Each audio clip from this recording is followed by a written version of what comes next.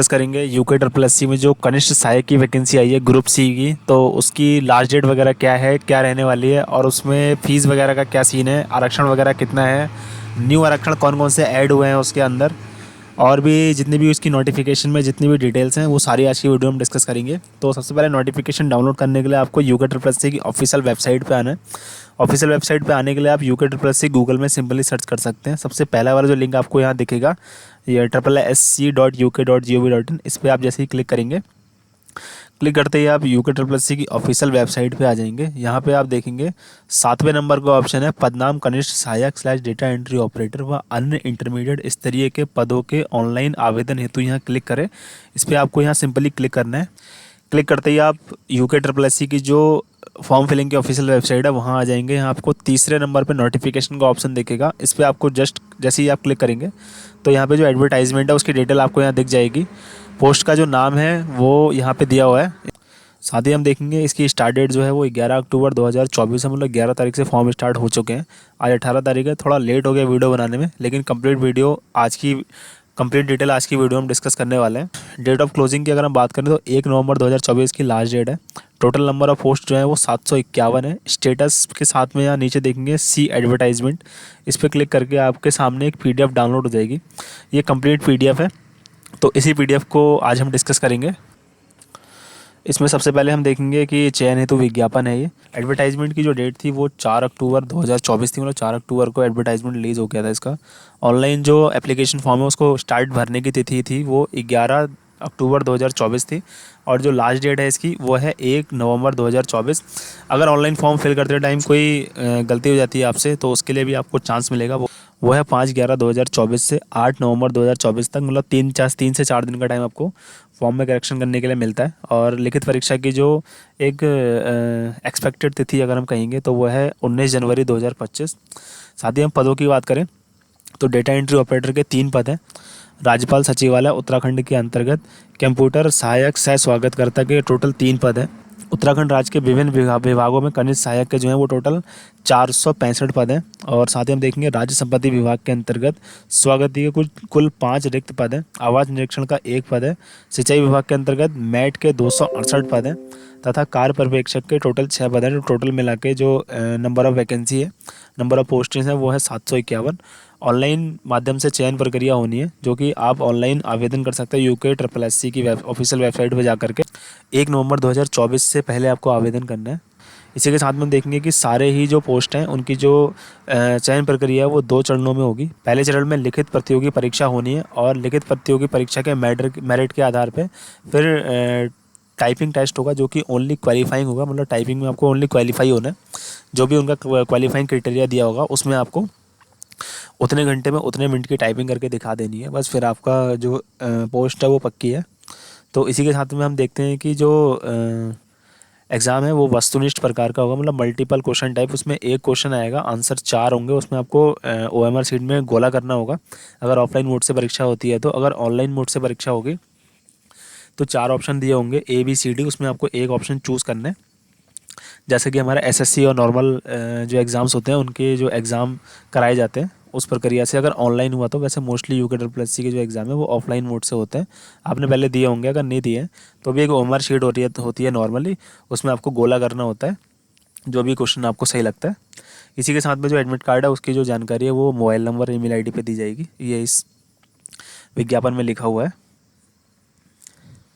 पदों का विवरण आपको अपने अकॉर्डिंग देखना पड़ेगा। आपको PDF डाउनलोड करने का मैंने मेथड बता दिया, PDF डाउनलोड करिए आराम से। ये पदों का विवरण तसल्ली से देखिए, क्योंकि डेटा एंट्री ऑपरेटर में किस जाति के लिए कितने पद हैं और उनका वेतनमान वगैरह क्या है। आयु सीमा हर पोस्ट के लिए लगभग 18 वर्ष से 42 वर्ष की रखी गई है। साथ ही हम देखेंगे कि इसमें सेक्शनल अर्हता और अनिवार्य अर्हता हर पोस्ट के लिए अलग अलग दी हुई है। जो टाइपिंग टेस्ट है वो 4000 की डिप्रेशन होनी चाहिए प्रति घंटा, और MMS ऑफिस का ज्ञान जो है वो कंपलसरी है। इसी के साथ में जितनी भी अधिमानी अर्हताएँ हैं उन सभी बातों को आप यहाँ पे पढ़ सकते हैं। जो भी आपके अदर से कोटा रहते हैं, जैसे NCC NSS या फिर स्पोर्ट्स का, या फिर सैनिक में जो हमारे सेना के जो जवान हैं वो कार्यरत रहते हैं, उसके बाद वो रिटायरमेंट के बाद आते हैं, तो वो सब लाभ वगैरह जो वो लेना चाहते हैं तो उसकी अधिमानी अर्हता क्या है वो सारी चीज़ें आपको इसमें देखने को मिल जाएंगी। सारी पोस्टों की अलग अलग डिटेल यहाँ पे दी गई है। जैसे कि हम देख सकते हैं कनिष्ठ सहायक की भी इसमें यहाँ डिटेल दी गई है। टोटल 162 पद यहाँ दिखाए गए हैं और इसी के साथ में जो कनिष्ठ सहायक की तो कई सारी वैकेंसी है इसमें। तो ये आपको डिटेल में पढ़ने है तो इसको आपको डाउनलोड करना पड़ेगा। देन हम नीचे जो इंपॉर्टेंट चीज़ें हैं उनके बारे में डिस्कस करते हैं। तो पेज नंबर 16 तक तो आपको यहाँ पे वैकेंसी देखने को मिल जाएंगी और पेज नंबर 17 से हम देखेंगे यहाँ पे लिखित परीक्षा का जो पाठ्यक्रम है और उत्तर प्रक्रिया इसमें दिखाई गई है। टोटल 100 अंकों का एक वस्तुनिष्ठ प्रकार की बहुविकल्पीय 2 घंटे की प्रतियोगिता परीक्षा होगी जिसमें कि आपको शैक्षणिक अर्हता के संबंधित प्रश्न पूछे जाएंगे और पाठ्यक्रम जो होगा वो परिशिष्ट 1 के अकॉर्डिंग होगा जो कि हम आगे डिस्कस करने वाले हैं। साथ ही हम इसमें देखेंगे सामान्य और ओबीसी के लिए 45% अंक लाना जरूरी है। एससी और एसटी कैटेगरी के जो भी अभ्यर्थी होंगे उनको 35% अंक लाना अनिवार्य है। अगर उनके अंक इनसे कम आते हैं और मेरिट इससे कम पहली बात तो जाएगी नहीं, अगर जाती भी है तो वो बाहर हो जाएंगे एग्ज़ाम से। तो इस चीज़ का आपको खास तौर पे ध्यान रखना है। कम से कम 35 अंक तो लाने ही है। बाकी मेरिट में आने के लिए जिस हिसाब से कट ऑफ जाती है उस हिसाब से आपको नंबर लाने पड़ेंगे। अभ्यर्थी को ऑफलाइन लिखित प्रतियोगी परीक्षा की प्रश्न बुकलेट परीक्षा के पश्चात अपने साथ ले जाने की अनुमति है। मतलब जो एक लास्ट में जो एक कैंडिडेट कॉपी होती है वो आप ला सकते हो हमारे की, और जो एक क्वेश्चन बुकलेट होती है वो अपने साथ आप ला सकते हो। इसी के साथ में देखेंगे ऑफलाइन लिखित प्रतियोगी परीक्षा के ओएमआर पत्रक, मतलब जो ओएमआर शीट होती है उसकी 3 प्रतियाँ होंगी। वो सिंपल रहता है, एक रहता है ओरिजिनल कॉपी, एक रहता है ऑफिस कॉपी और एक होती है कैंडिडेट कॉपी। तो उसमें आपको 2 कॉपी तो सबमिट करनी पड़ेंगी, ओरिजिनल कॉपी और ऑफिस कॉपी, और बाकी जो एक रहती है जो कि रहती है स्टूडेंट कॉपी, वो आप अपने साथ ला सकते हो।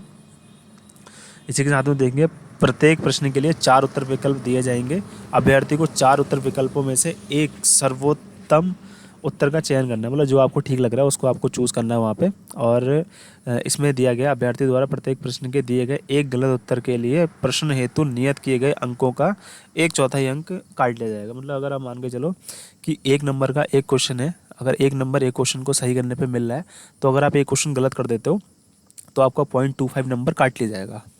साथ ही हम इसमें देखेंगे कि यदि अभ्यर्थी किसी एक प्रश्न का एक से अधिक उत्तर देता है तो इसे गलत उत्तर माना जाएगा और आप जो आपका जो अंक है ना वो काट लिया जाएगा। तो बहुत ही हिसाब से आपको इस क्वेश्चन पेपर को हल करना है। और इसमें दिया हुआ है अगर प्रश्न हल नहीं किया जाता है तो अभ्यर्थी उत्तर नहीं दिया गया ऐसा माना जाएगा और कोई भी अंक नहीं काटा जाएगा। और मेरे शीट में वाइटनर का उपयोग बिल्कुल भी वो नहीं है, वाइटनर आप बिल्कुल भी उपयोग नहीं कर सकते हो और इसके लिए भी ऋणात्मक अंक काट लिया जाएगा। तो इसके साथ में आपको देखना पड़ेगा कि आपको जो ओएमआर शीट है वो बहुत साफ़ सफाई से फिल करनी है, कोई भी गलती नहीं होनी चाहिए आपकी तरफ से।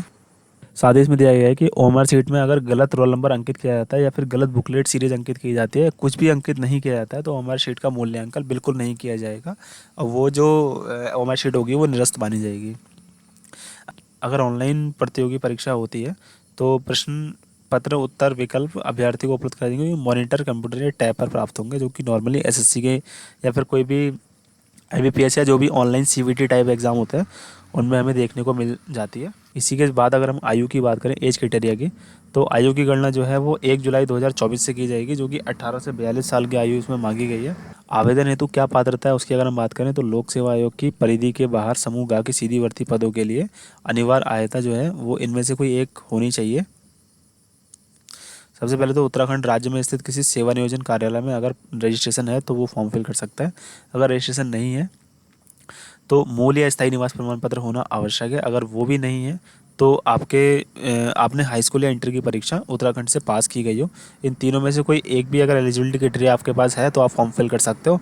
अगर तीनों ही नहीं है तो आप बिल्कुल भी एलिजिबल नहीं हो इस फॉर्म को फिल करने के लिए।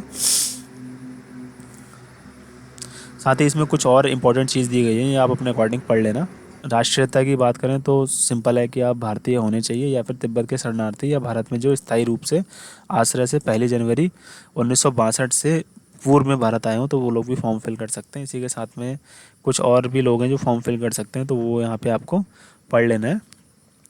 चरित्र जो है वो आपका सही होना चाहिए तभी आप फॉर्म फिल कर सकते हो। वैवाहिक स्थिति की अगर हम बात करें तो सेवा में किसी भी पद नियुक्ति के लिए ऐसा पुरुष व्यक्ति पात्र नहीं होगा जिसकी एक से अधिक जीवित पत्नी हो। मतलब एक से अधिक जीवित पत्नी अगर किसी की है तो वो इसके लिए एलिजिबल नहीं है फॉर्म के लिए। और महिला अभ्यर्थी भी वो पात्र नहीं होगी जिसके ऐसे पुरुष से विवाह किया हो जिसकी पहले से जीवित पत्नी हो। तो कुल मिला के ये भी चीज़ का इस बार आपको ध्यान रखना है। शारीरिक स्वस्थता की अगर बात करें तो दृष्टि जो है वो अच्छी होनी चाहिए, और कुल मिला के जो आपका मेडिकल है वो आप अगर फिट रखोगे तो आपकी शारीरिक स्वस्थता इसमें मतलब कुल मिला के मेडिकल होना है लास्ट में, तो वो चीज़ को अभी आपको ध्यान में रखना है। आरक्षण की अगर हम बात करें तो काफ़ी मात्रा में आरक्षण दिया गया है, काफ़ी परसेंटेज यहाँ दिख रहे हैं आपको। तो सबसे पहले हम बात करें तो अनुसूचित जाति के लिए इसमें 19% का आरक्षण दिया हुआ है। उत्तराखंड के अनुसूचित जनजातियों के लिए जो है आरक्षण वो है 4% है। उत्तराखंड के अन्य पिछड़ा वर्ग के लिए जो आरक्षण है वो 14% है। आर्थिक रूप मतलब EWS वालों के लिए जो आरक्षण है वो 10% है। और साथ ही हम इसमें बात करें कि महिलाओं के लिए 30% आरक्षण है, और भूतपूर्व सैनिकों के लिए 5% आरक्षण है। उत्तराखंड संग्राम से स्वतंत्रता संग्राम सेनानियों के लिए 2% आरक्षण है। दिव्यांगजनों के लिए 4% है। अनाथ बच्चों के लिए 5% है। कुशल खिलाड़ी के लिए 4% है, तथा उत्तराखंड राज्य आंदोलन के चिन्हित जो आंदोलनकारी हैं उनके लिए 10% का आरक्षण इस बार से लागू किया गया है, तो वो 10% का आरक्षण है। और बाकी का जो इसमें से जोड़ जाड़ के बचेगा वो जनरल कैटेगरी के लिए है, तो देख लेना कितना बच रहा है अब।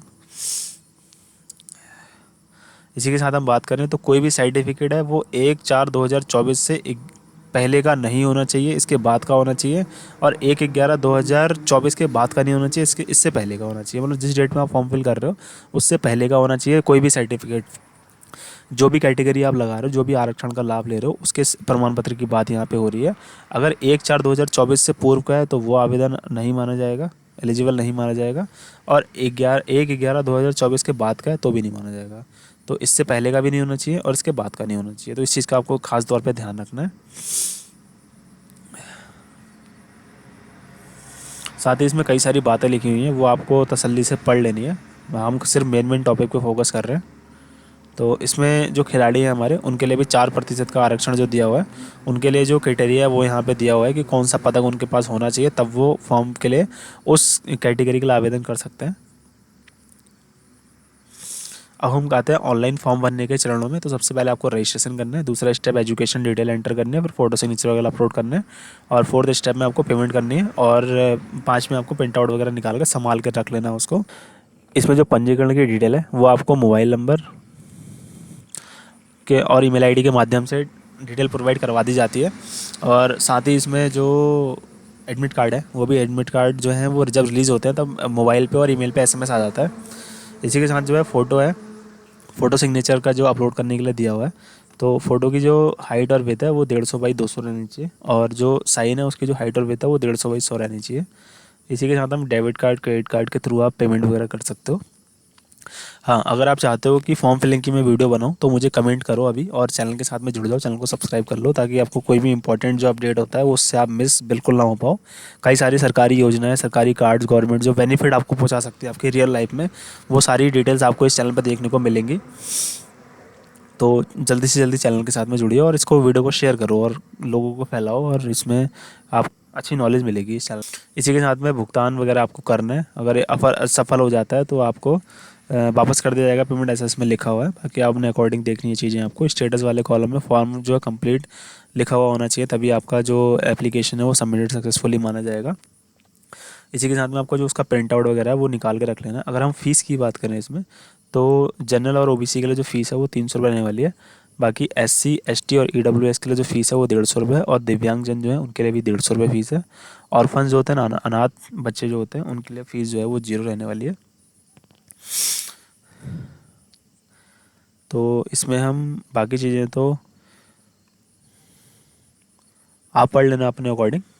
अब इसमें हम बात करते हैं सिलेबस की। तो सिलेबस में हिंदी आएगी जो कि 20 अंकों की रहेगी, और इसी के साथ में हम बात करें सामान्य अध्ययन और रीजनिंग, वो 40 अंक की आने वाली है।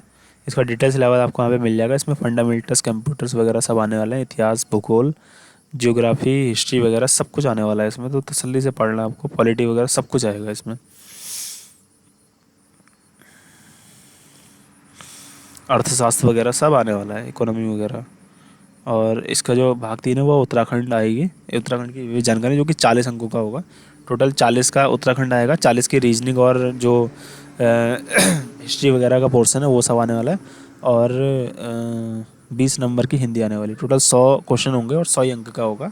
एक क्वेश्चन सही करोगे तो 1 नंबर मिल जाएगा, और अगर एक क्वेश्चन गलत करोगे तो 0.25 नंबर काट लिया जाएगा। इसी के साथ में हम देखेंगे कि कुछ परिशिष्ट दिए हुए हैं इसमें। परिशिष्ट 2 का और परिशिष्ट 2 खा, ये उन्हीं लोगों के लिए है, जैसे सिलेक्शन होता है ना उसके बाद की बातें हैं ये। तो ये सारी चीज़ें आपको अभी ध्यान नहीं देनी है इस पर। अगर सिलेक्शन के बाद वीडियो की ज़रूरत पड़ी तो मैं बना के डाल दूँगा। बाकी दोस्तों आज की वीडियो में बस इतना ही। अब हम मिलते हैं नेक्स्ट वीडियो में। जुड़े रहिए चैनल के साथ में। कोई कमेंट या क्वेरी है कमेंट में पूछ सकते हैं मुझसे। Thank you.